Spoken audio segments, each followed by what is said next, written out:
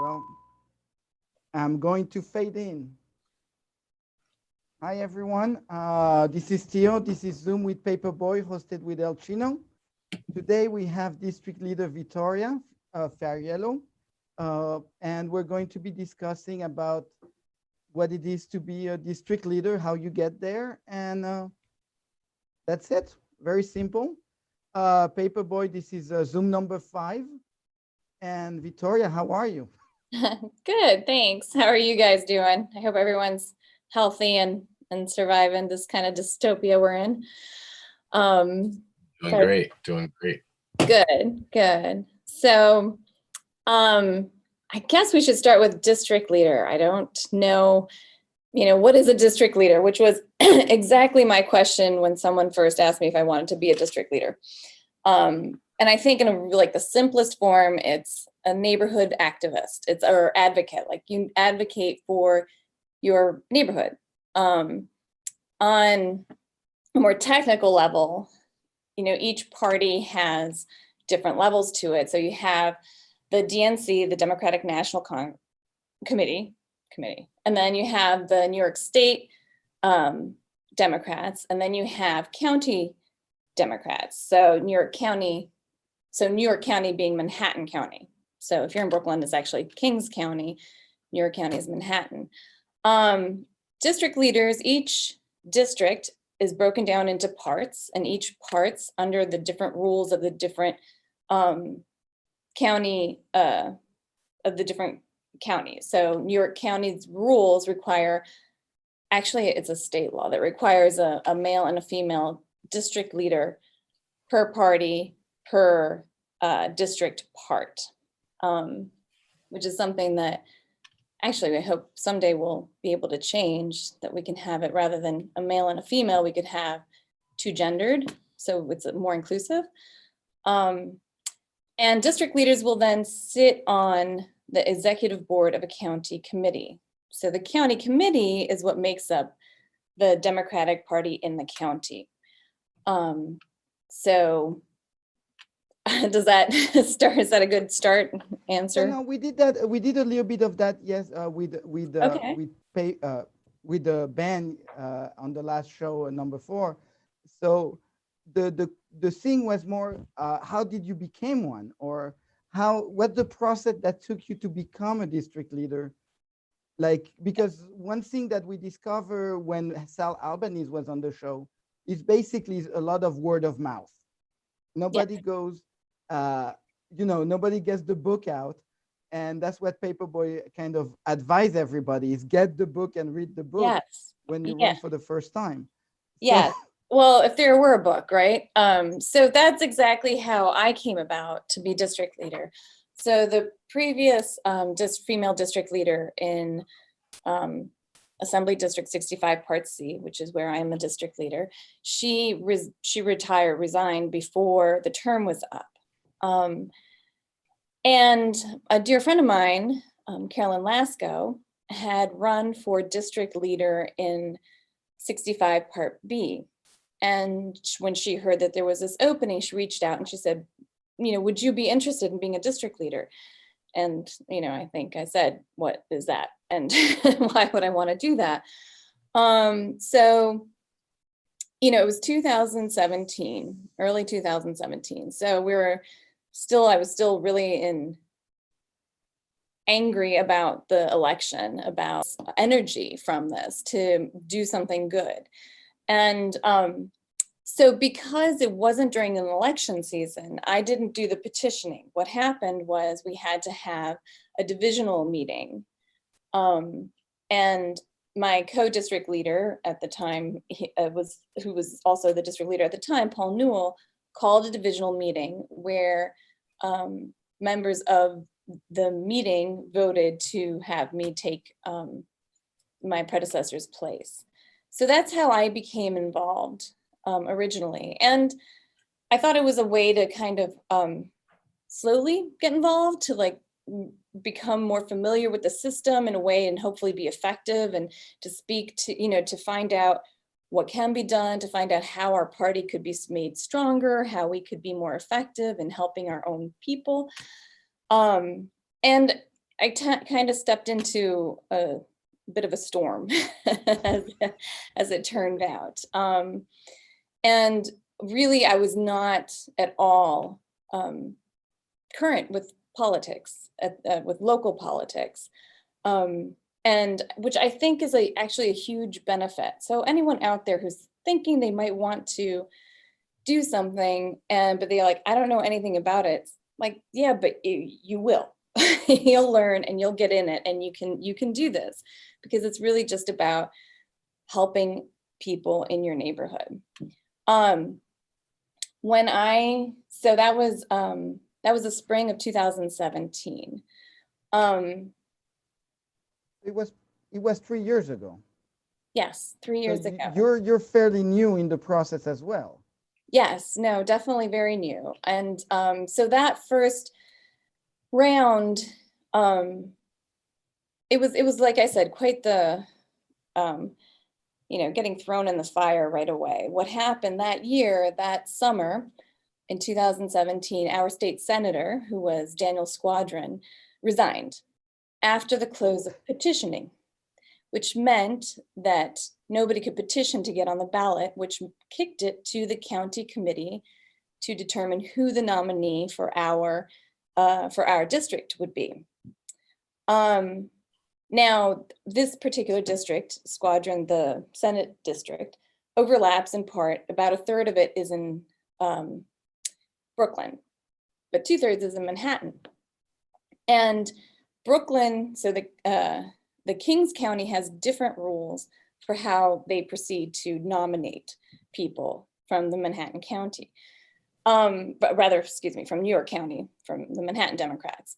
So in Manhattan, we actually had a vote, but under our own rules, it was only advisory.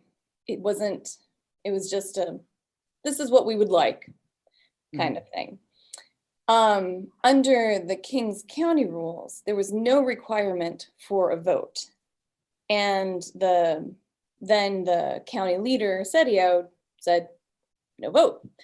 And I want Brian Kavanaugh, who is now our senator, to become the senator. In the Manhattan County, when we had in New York County, forgive me if I go back and forth, but they're called Manhattan Democrats, it's New York County. So when we had our local, we had our vote locally for the Senate, 72% went for my co-district leader, Paul Newell. And in Brooklyn, he had a very strong support, Paul did as well in Brooklyn, but they weren't allowed to vote. And essentially, our county leader got together with the Brooklyn county leader and decided that Brian Kavanaugh was going to become our nominee, meaning and basically our senator. So it was my real kind of shock at like the lack of democracy in a democratic process, in the Democratic Party. It was crazy.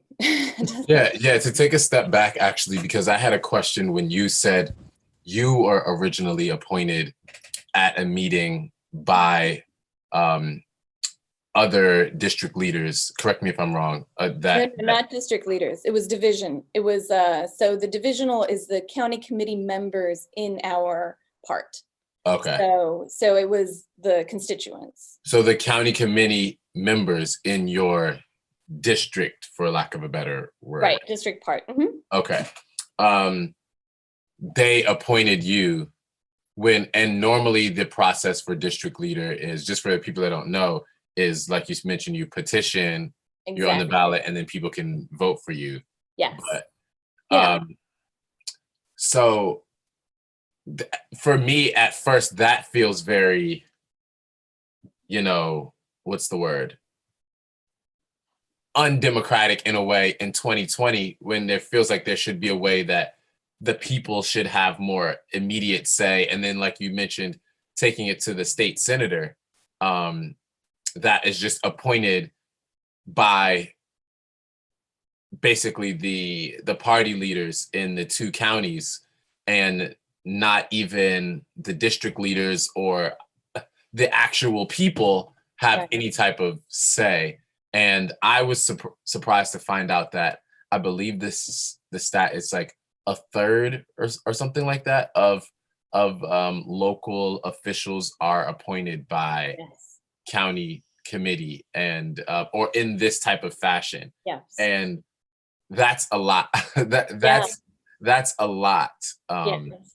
And it's, you know, it's often calculated because what you have are the incumbents who know they're going to not run again or not, you know, they wait until the end of petitioning because we have to have rules for petitioning to get people on ballot. Right. That's understandable. So you know, the ideal is that you have a nominating process that is democratic. And again, in concept, it was good, with the key difference being that there was no obligation on the part of the county leaders to follow the will of the voters, right? Right. So it's, you know, and there's so much that even the better minds in mind can figure out how we could make this more democratic, definitely. What we did do was, because of this, what happened with the Senate run, there was a rules committee was established in the county committee. And on the rules committee, we were able to close the gap and say, if the county committee members vote for a specific candidate, then that candidate has to be carried by the county leader. So that candidate carries the weight. So in this case, it was, you know, 2/3 Manhattan. So our candidate would have won. So who had the power to one, establish the rules committee, and then who kind of oversees that rules committee? So that's basically, it is the chairman or chairperson, and the county leader. But most everything runs the way it is now. Most everything runs by the county leader. So the same person that, or a group of persons that kind of, you know, nominated the state senator in the first place, now it falls under them to uphold this rules committee as well as what the rules committee votes on. Yes. Which sounds like a potential recipe for disaster, or the same thing to happen again. But what do you think? Yeah, no, absolutely. And to Keith Wright, our county leader's credit, he did establish the rules committee, which, by the way, is required by the rules anyway. So that people would submit the rules. But here's the catch. Mm-hmm. Under the current rules, the whole county committee, all of New York County, has to vote on rule changes. But the only required meeting is every 2 years at the time that you elect your party officials. So if you know, in 2007, it's every odd year. So 2017, we had this meeting, and we were able to, because enough, I think, county committee members stood up and said, we want to change the rules and we're not waiting 2 years. So the party leaders agreed to have a meeting within the next 6 months, which ended up being another year. But we were able to push through a lot of changes on the rules committees. But it was not easy, and it wasn't granted. And there were lots of shenanigans that I could spend hours telling you about in the in-between time to get to that point. That's what I'm super interested in. And you know that there's so much back and forth between people as far as the like you mentioned, you all's nomination as the county committee, and then versus what the county leader wanted. And my question is, were the people, one, how informed were the actual constituents of your area on this change in the vote? I mean, I guess a lot of them knew about the person resigning, but as far as the new nomination process and the discrepancy between what the county committee wanted and what the two county leaders decided on, party leaders decided on, was there outrage among the people? Was there any interest among the people as far as the constituents, the people that are, did they even know? Because I know there's less local journalism. There's, sometimes the people that are in power, our elected officials, aren't as forthcoming or as honest about what's really happening in the behind the scenes. So how much were people, outraged or just concerned about that? So certainly the county committee members who were present and voted, and there were actually a good number of them. I was really, I have nothing really to compare it to because I am still so new, but the vote for the nomination it must have been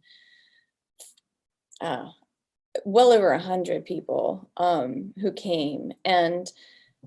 But what's hard, and what I think is what you're getting at, is how do we get out there? How do people know? How do we get people interested to come out to these meetings? And that's huge. Large part of it is word of mouth, or things like this, like being able to reach a number of people. And also to understand, I think it was very angering what happened, but the positive side of what came out of that is that we were able to push the county committee to create a new, to redo the rules. Now, we didn't get everything we wanted, but we got a lot. So the point is that because people became involved, there was change. And that's what we need, is we need people to feel like because they're involved, it will make a difference. So one, they have to know about it so they can participate in it. And two, they have to know that there is a strength in numbers and people coming together and saying, look, we want what's fair. And that's what it is. I mean, no one's saying, Brian Kavanaugh is a fine senator. And it's not, no one's saying horrible things about that, but we're saying this isn't fair and this isn't democratic. And this is not what I signed up for when I registered with the Democratic Party. So I think that's part of it. And a lot of it is really word of mouth. And, going to the community meetings, going to the tenant associations, going to the community board meetings, talking to people there. But you're also right that these are already politically involved people, at least to some extent, right? Right. So I have to say, again, better minds than mine, but how do we get to the youth and how do we get to the people and make them feel because it does make a difference? I have two questions and a semi rant, but more so a question. And I'll start it off with that, which is first, and you touched on it a little bit, mentioning the community boards, tenant association meetings, word of mouth. But my question is, especially in 2020 and beyond, and then also just in New York City, which is just such a unique place for politics, for local politics, where is the average voter and how to connect with them? Because I have this conversation with people all the time, in small town Tennessee or in small town or in upstate New York, the local politics, there's much more of a spotlight on them because there's just so much less going on. Whereas in New York, we have celebrities from all over the world coming in. We have major Broadway shows. We have events on top of events, parades on top of parades, holiday, TV shows being shot here, movies. I mean, I don't have to tell you this. You know this. Everyone knows it. That's great. So, and we also have so many new people constantly coming in, whether they be immigrants or people coming from other states and cities, students, so many universities here. So it's such a unique electorate and such a busy and electorate with so much fighting for their attention. I mean, the ads everywhere. Times Square is literally a shrine to advertising, right? I mean, and some of the best advertisers in the world, they've honed their crafts right here in New York. So I guess what I'm getting to is, how do you connect with the average voter and actually get them involved and aware and to care about this? This is something that for me, I've personally brought up a lot when I've had the opportunity to have the ear of some of the people that are already in office or hold party office. I'm like, how can we better connect with people? And a lot of them, this is the rant part, a lot of them are much more interested in keeping power between the same couple of people and having better, more smooth transitions of that power than actually inviting new people into the process to make it more democratic and have a better understanding of what people want and what they need so that we all have a better life here. So I guess, but to get to my central question, where is the average voter and what are the best ways to connect with them? Like, because, for me, I know more about people in my general neighborhood and area. And I know that, okay, a lot are online. Some people go to shows and events, local bars, restaurants. But, putting myself in the mindset of someone who's maybe 65 plus, like, and they have a lot that they need to get done and need to be aware of in the community.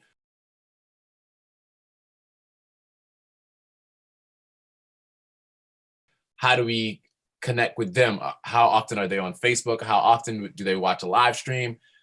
Do they check their mail?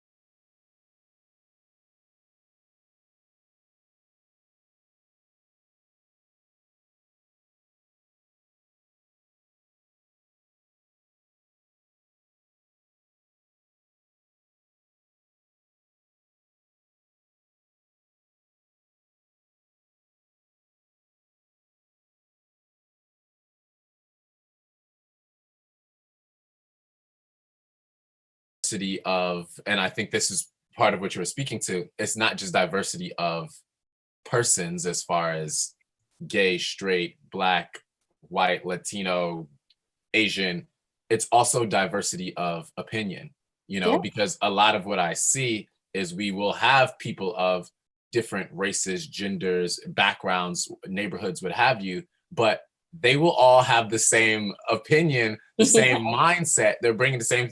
So it's diversity in face only, and the opinions are all the same. And we need to have. This is one of the reasons that me and Theo talk about. We need to have more moms, more dads, more artists, more mechanics, more people who come from different backgrounds and hopefully have different opinions and different thoughts than just, okay, we have a bunch of lawyers, which again, I love lawyers. My mom's a lawyer. We have a bunch of lawyers that all have the same thoughts and same opinions, and that doesn't give us the diversity we need to best help the people that are being represented. So Right. my next question though was a big issue that people have in getting involved is not being fully aware, like you mentioned about the county committee, getting people out. When I first became aware of county committee,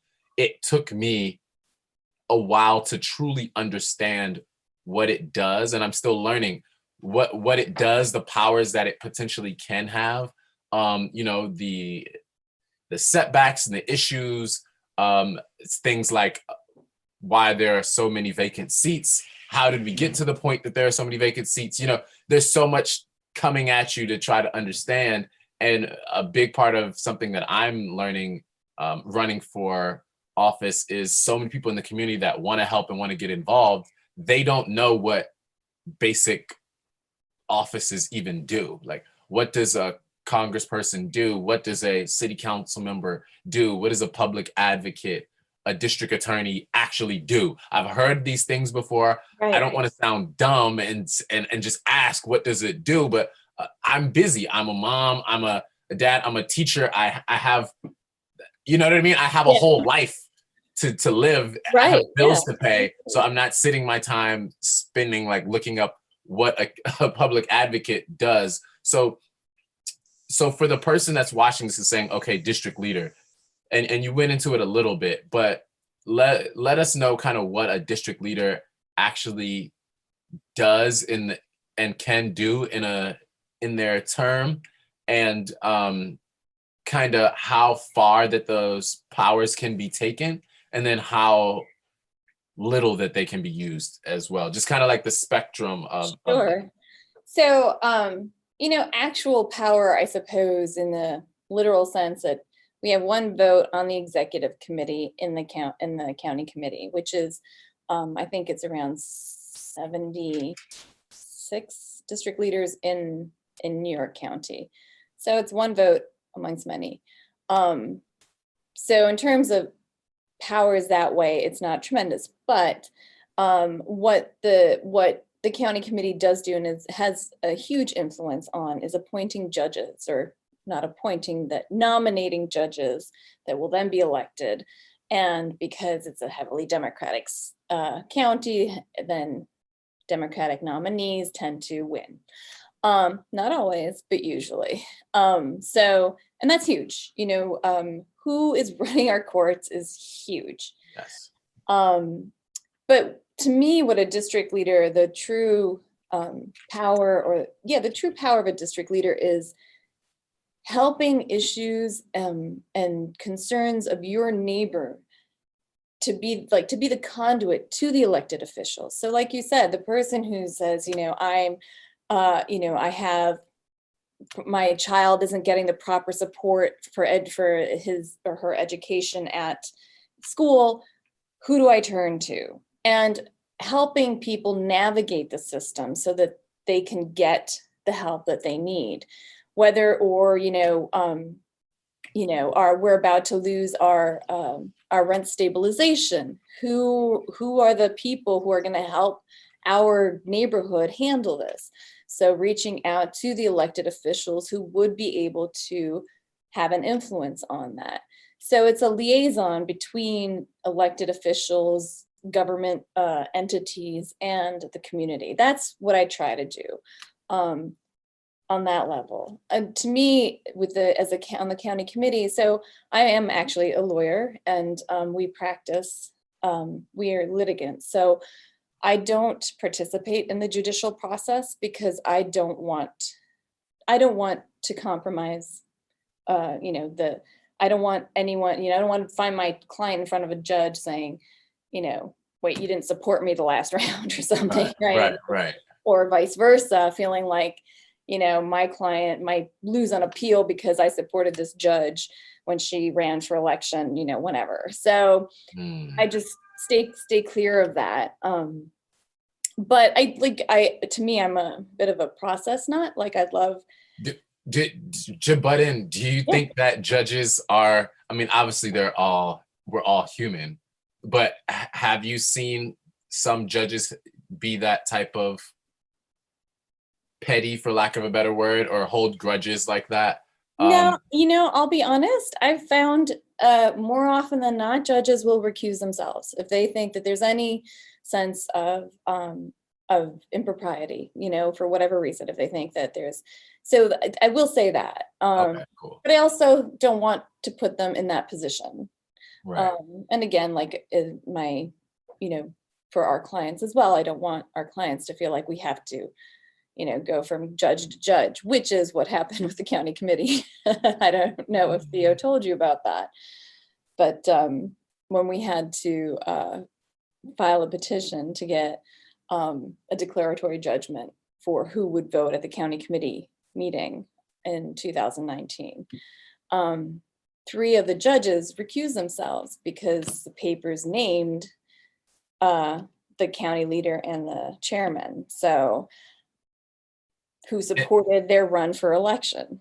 So we ended up with a Republican judge from Staten Island who reviewed our case. So wow. So there is this process, it raises a lot of questions. Wow. In terms of how this process works. See, for me, and I've always been a big fan of checks and balances when they check and balance. Right. But this does sound like an issue where, it can be very sticky very fast if you have to, the same people that you're appointing, you have to go to for judgments. And you're a lawyer, so there's so much litigation when it comes to elections and election law and everything in between. Wow, that sounds like there's a lot of potential for it is. It's a really, in theory, I like the idea of electing judges. In practice, it's I don't know if you've ever seen the movie City Hall. See, I'm dating myself, but it's basically the idea is that you can have even if I didn't name the county leader or the chairman in the papers, which was where they're going to clearly say I'm going to recuse myself. But if I come up and it's the chairman's sister's brother, and there's connection somehow, then there's no recusal, and there's no, there's a sense of like, well, I owe it to them because they got me this place. Again, like you said, we're all human, and I think I like to think that it happens less often than we think it might, but we're human, right? And we are going to bring with us our own perspective every time we look at something. So it is something that should be, I think, thought about. How do we, making judges, maybe they should run not on a party, right? Maybe they should just run independently, not affiliated. I don't know what's a good way to do that. And so I'm glad that we're here, because this goes to what I was, my initial question when I asked you about the powers of district leader and just the average person not knowing what so many offices do. And And when it comes to the judicial branch, I feel like that is the the branch of government, especially local government, where it has some of the most effects on the average people's life, especially those who are, you know, most in need a lot of times. And Yeah. then, but it has the biggest kind of veil on their power and the whole process and everything like that. So you mentioned that you all can appoint judges, or basically Nominate them. nominate judges that will then be the nominee. Right. So what is that process like? And what happens, kind of how often does that happen? What is that process like? And kind of just like give us like a to B on that. I'll do my best, but as I said, I have stayed out of the process so that as much as possible, but I'll give you what I understand. And I think hopefully Theo has other guests lined up who could address this more specifically, because I think you're right. This is really important. This is so important. And again, like the judges I know and have met and have been in front of, even when I've disagreed, I think 99% of the time have been, you know, decent, good people. Right. Right. And I think, you know, interpreting the law, at least, you know, the best that they thought, you know, I think they do a great job. So there are, it's really convoluted and long process, but there are judicial openings. I think judges run for election every, I want to say 10 to 12 years. It's a long term. Okay. And there is a judicial delegation from the various different groups. The different clubs will send judicial delegates to the judicial committee, and then they vote on who they think the nominee should be for the openings as they come on. So it's a judicial committee of the county committee. And it happens every year. So every year there's a list of who's running for election, or who, you know, what seats are opening and whatnot. And, you know, and yeah, it's, you know, it's not an ideal process. I'll say that. What parts of it aren't ideal in your Well, opinion? you know, in order to, judicial candidates feel obligated to contribute to all the different political clubs in order to Financially. yeah, in order to get the support in to get the nomination. So it's a little gross, if you ask me. And you know, it's but I guess because everybody does it, it's not, but if you can't do it, you know, then takes you out of the running, or does it? Or do you not, you know, how does that work? And It doesn't officially take you out of the running, but it does. right. It It influences. in practice, is that okay? Yeah. So it's, you know, that's an issue. Now, the other part is that I know a lot of clubs do rely on this. They rely on the judges to Those contribute, funds. because clubs will have a low membership rate, right? Because you want as many people to join. And in fact, most clubs will let you, if you can't afford it, they will let you, or I think a lot of clubs will let you join even if you can't afford it. But the biggest income they get is, I think, these judicial candidates.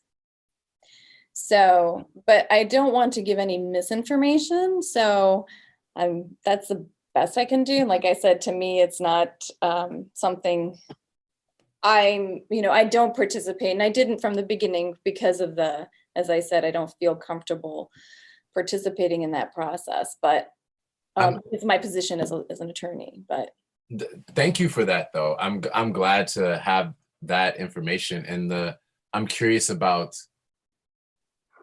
the process to be a judicial candidate. I mean, what is the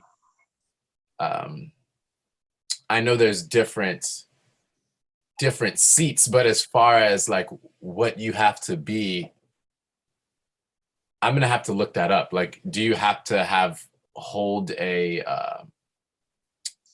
I mean, I assume you have to be able to practice law in that state, Right, right? right. To be a Yeah. candidate. But is that pretty much it for the most part? Um, And then maybe an age requirement or I something. mean, in terms of written laws, I'd have to look at the election law, and I don't know if there's any other requirements, but I don't think there are. Wow. But I think that yes, yeah, I think I'm pretty certain, fairly certain that you have to be a lawyer.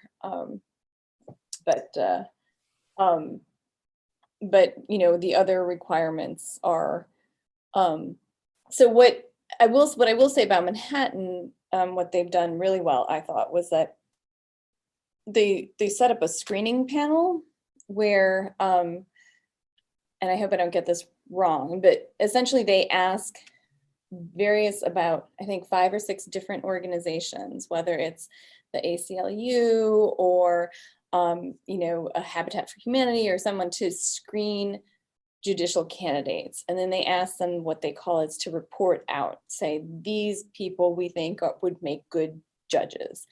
And exactly how that process works, I'm not entirely sure, but I like that it is a groups outside of the Democratic Party, it's outside of the county committee that do this, and they are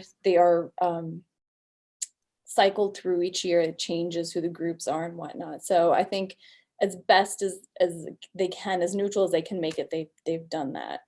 I think they've done a good job with that process in particular. So I know we have to, hey Theo, I know we have to wrap up here soon, but as far as moving forward into the future, you know, you mentioned that you've been on for a few years now, and so you're still have enough fresh blood to have a fresh mindset on the county committee and the local political process. Moving forward into the future, what are some things that you think can be done to make this process more open for all, or more accessible, or just make it better? Like you mentioned the meeting that was had, and you know, you're like, oh man, we invited all these people out, and now they're gonna go home thinking, why did I waste my time at that? Or maybe some of them were like, oh, that was interesting, can't wait for the next one. But what do you think can be done just to make it a more accessible process for everyone, or just to better educate the public, if anything, just off the top of your head, some things you think, oh, in a perfect world, like X, Y, and Z would be done to just make the county committee, district leader process more democratic? Well, I think so. Off the top of my head, there are a few thoughts. One just very practical one is I think we need to change the rules to require more than one meeting every 2 years. Just, you know, I'll just throw that out there. So But how many more, to just follow up on that? I would say one more would probably suffice. And then they do have powers to call meetings, and, you know, if wanted, but I think every year there should be a meeting, so that if there are proposed changes to rules, if there are other issues that people want to discuss. The other thing that I think would be, you know, I think if we, you know, I think having something that is entertaining, actually, I think like truly, no, but I think, like, you know, your work and your rap songs and whatnot, I think are a great way to get out there to reach people and say, like, look, this is information, and this is how you can be part of this, and this is how you can, you know, engage. And it's not a boring thing, and it's not a 45-minute lecture. It's a, you know, it's a great piece of art that people enjoy and then sticks with them, you know. So I think those are great things. And I think, you know, entertainment is a great way, I think, to bring people into it. I mean, I get it. I get people want to be teachers or doctors, and they don't want to be worried about the political process because they want to live their lives, like you were saying. But the truth is, like, our political process serves all of us. So if we can all participate a little bit, then it gets better. I definitely agree, and this is what I'm trying to wrap my mind around. I wish there were some more ways that we could, and unfortunately, we only care once it's too late. We only care once our friend has something unjust has happened at my son's school, or where something has unjust has happened with the police, or Donald Trump is in office, or there's my street is messed up, there's potholes all over we care when it's too late and we're not proactive. And it's like that being proactive, it gives you so much more power and leverage because you're just ahead of the game. And it's like trying to convince people to it's like you're in a relationship, and it's easy to have a talk with your partner about what's going on in a relationship when something is bad, because it's bad, it's right there. But when stuff is good, it's kind of harder to have that conversation of or it doesn't seem as pressing to have that conversation of, hey, this is what we need to work on to do better. And that's why I thought it was really important when you mentioned the situation of the state senator that was getting replaced, and you all coming up with new processes so that that situation doesn't happen again. And it's like when something goes wrong, then okay, we're forced to put our heads together and work on it. And when everything is going good, I say in quotation marks, then it's like, hey, we're smooth sailing, it's nothing to worry about. So finding ways to keep people involved even when things are going good, because they're gonna go bad. Just history tells us at a certain point, things are gonna break down. There's gonna be someone who goes rogue. There's parts of the process that we just didn't think about or have to worry about, like this whole, and people are caught sleeping. I think the coronavirus pandemic, especially how it's hit New York City, has showed how many of our elected officials are really, one, caught sleeping and just not prepared for something of this magnitude. Everyone was ready for the next terrorist attack, right? September 11th, which was a extreme tragedy. We're ready for that because that happened and that went bad. So we know, we're waiting for that to happen again. But they weren't ready for this type of thing, which has had a way more lasting impact. I mean, we're still in it. Right. You know what I mean? We can't label this by a day, right. by one day. It's a, yeah. And the that's effect of this are gonna go, yeah. And but I see it, and I think that is a trick, right? Because when times are not urgent or in your face, then the people aren't. But that's what I'm huge support of, like, healthcare for everyone. I still can't get over that we don't have that. Like, to me, that's just mind blowing. That a country with all this potential and all this wealth doesn't provide healthcare for its citizens. It's just right. And even for just some type of without getting too political, even with right, it's like there's no type of public health. We have stuff that protects our water, our pharmaceuticals, our food, our air, but we don't have just some type of public health. I mean, anybody who's rode a subway has thought, wait, somebody probably was doing something foul and touched their hand and then touched the pole. And we just know how things can spread. No, we hope for the best, but I think this is like, it's going to be a very interesting world after. And anyone who's making the case for just some type of public health, even in the interim, while we're working on getting a healthcare for all or access to healthcare for all, we have to have some type of consistent public health standards that is just always checking and making sure, and like working with other governments, other cities, like, because we're all in this globally now. It's like we're all in this together. If somebody gets sick in China with the wrong thing, somebody gets sick in England or in Zimbabwe or Australia with the wrong thing, in New York City, we're especially vulnerable because we're waving the flag, literally telling everyone, come here, come to New York. Yeah. But the thing is, I think, well, we need to have people to start the discussion at the county level. at the county committee and start from there and work our way up.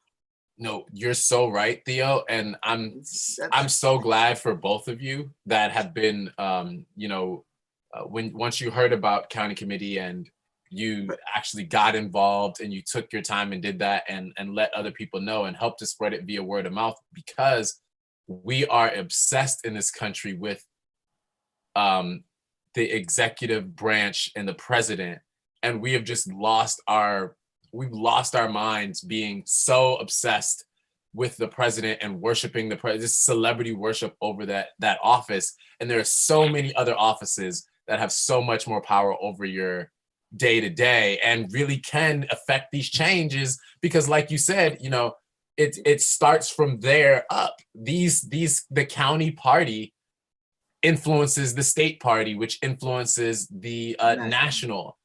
And if we just really take hold of that, and that was actually, I'm glad I got to that, because that was going to be my last question for you.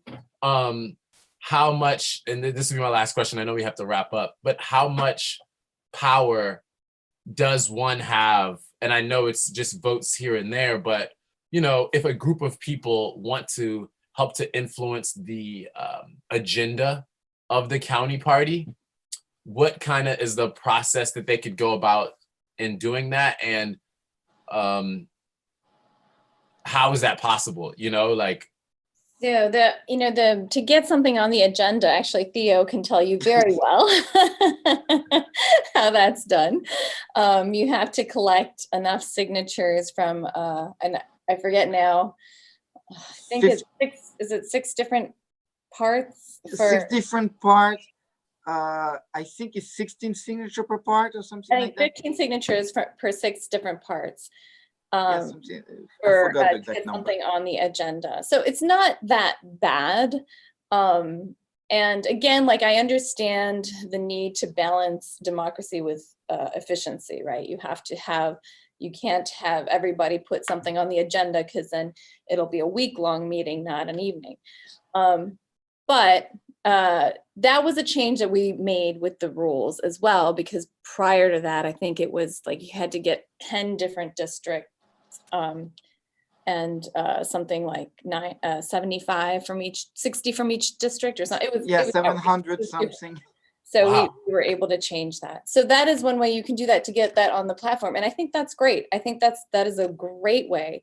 We want to talk about, national health care. If we want to talk about a Green New Deal, if we want to talk about these issues that could go, let's put them on there, and that we could, the county committee can pass a resolution saying we support these, or it doesn't, and you get debates and you start to have a conversation about it. And then, it gets picked up and it goes out, gradually or quickly, depending on who's there, but the other way that it gets on is if a party leader or chair can put it on the agenda as well of their own volition. But good luck. Right. So actually, I shouldn't say that. They've been, sometimes it's been okay. People forget that New York wasn't, I think when I talk to a lot of people about our leadership, people forget that New York of today is not the New York how it was 30 or 40 years ago. And navigating that New York, like Sal Albany said it in the 80s, was a complete different game than it was today. And they did a lot of things to clean up that thing, to be able, for example, I do stuff here today politically. I do not fear for my life. Literally, I mean, there is no one who's going to come down my apartment and break my door. And that is something that people forget. 40 or 50 years ago, politics was not that. If you weren't doing something that pleases or displeases someone would come down and break your door. And I want to say, well, maybe 70 years ago, I'm thinking of the Gang of New York movie, actually, because from the Scorsese movie. I mean, the leadership has done a lot to get us where we are today. And I want to be cognizant of that a lot have changed in the last 30 years. And if we can be big mouth, loud, and entertaining, it's because they have done their job in making it more transparent. for other people to come in. And it's not just that, well, we need to have a change, and change is good in a way. But I something, love, Theo, your positivity. I love it, your optimism. Yes. But I'm well, with you. I'm with you. And I think, you know, the youth, and I have so much faith in the youth and younger people who have, you know, they're better and smarter than us. oh, well, So- we So, got the lead, they didn't grow up with lead paint. there you go. We did something right. Exactly. I do have to head out. I have to make But sure. thank you very much, Vittoria. Thank It was you. a pleasure. Thank you. And it was And- great to meet you, Paperboy. And as well. and I hope we keep continue the conversation. And thanks for all you guys that you guys are Oh, doing. Thanks for We having me. will. I'll come. I'll send you something for district leader, actually. So we will be talking. Okay, sounds good. All Yeah, right. what it is. Thanks. Have a Take good care. afternoon. Thank you, You too. Vittoria. Thanks. Bye. One love. Paper. Paper. Yeah, it's our time. I was supposed to do that before. I always forget on these things to do that at the beginning, but Well, All right. well, we're working the technology. I mean, you're on Instagram right now. It's stream. is the Instagram live? Yes. I don't think so. Check Is it it? out. Yeah. Say hi, everybody on Instagram. Hi, Instagram. Hey, is Instagram live? Can you It's check? about to finish. You got 5 minutes of Instagram. I just want to make sure that it is. I didn't know. I tried to see and it wasn't, but Maybe finish. We finished. No, I think you should be on it still. oh, you're saying because it ends after an hour? Yes. Oh, So it you is. It's live. It is. How does it look? It looks pretty good. Yeah. It looks pretty good. Okay. The issue is though, we have to get it all going at the same time. Well, we're going to have to finish setting up the technology. No. We're working on it. I hear you, but in the meantime, while it's not working, I want to use my Yeah, but other we way. need to get it there. We need to test and do it live and But- use it for real. Because if we don't use it for real, we don't run into Right. problem. And if we don't Right. run into problem, I understand exactly. That's a good point. That's a very good point. The So- issue is though, well, a big issue for me is that we can't have it start on. We can't have it start with 5 minutes of silence. Oh, well, 10 minutes of silence, which is what happened this time. And it's not naturally, we're not going to start at 11 every time. There's going to be times where we have to Well, wait till 11:10, 11:15, 11:05. So and it can't start with that for one. For two, I really don't like it having the bars, the black bars and the green bars. Like you can at least have a picture that says, oh, we're coming soon. Like it's starting soon. You know what I mean? we're on the Zoom and they saying, oh, yes, we are still on YouTube right now. Yes. We know we're still on. We know we're still live. on YouTube. But part of what we want to do just is want to make talk- this. We want to talk about the issues that we're having in real time, so that we're not. We want to be honest about what's going on. Because because there is another issue. There is 2 tiers on the screen. right, yeah, exactly. So that's a big issue that you got. No, but that's the computer that broke down. Actually, the computer froze, but the stream continues recording, and that's good. Are we on Twitch as well? Yes, you're on everything right now, my friend. Okay, perfect.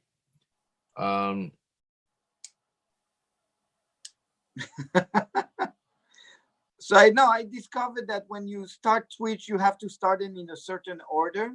You have to start this, and you have to finish with Instagram. So that's another issue I discovered today. Because you cannot start Instagram first and then Twitter. So we're on Twitter as well. We are. Yes, we're on everything. That's great. Well, thank you all so much for sticking with us. This has been an awesome time. We're gonna get the bugs fixed, and the thing is, the issue is, Theo, is it's gonna hurt our viewership if the first 7 minutes of the live is just nothing, because that's when the most people tune in, because when it comes, because they get the notification. So it has to, when it starts, it has to be it. Yes. Well, okay. If it's not, then it's just like it's shooting us in the foot, because so many people are that's when they tune in. So, but we've had enough of this discussion on live. Let's get off and have So another tonight, discussion. we have something very important actually. We have the meeting for CB3, remember? Yes. So hopefully we'll be able to have a discussion about the NYPD. Yes. And- Let's yes, we have to talk about that. Let's hop off here and talk about that more. And maybe I'll be able to live stream that meeting from my platforms. Yeah, exactly. And it's at 7. I believe the meeting starts at 7 at CB3. And I have talked to several people to be there. And I sent a letter and everything. So we'll be able to discuss that thing, because that was intolerable what I saw at CB3 last week. Okay. And Yeah, well, let's get it fixed. Thank you all so much. I love you. Paper. paper. Yeah. Can you stop us streaming? Can you stop all the streaming now? Let me see. Hold on. Here go first. I'm going to throw the how you call that thing? You know that slate that you hate so much.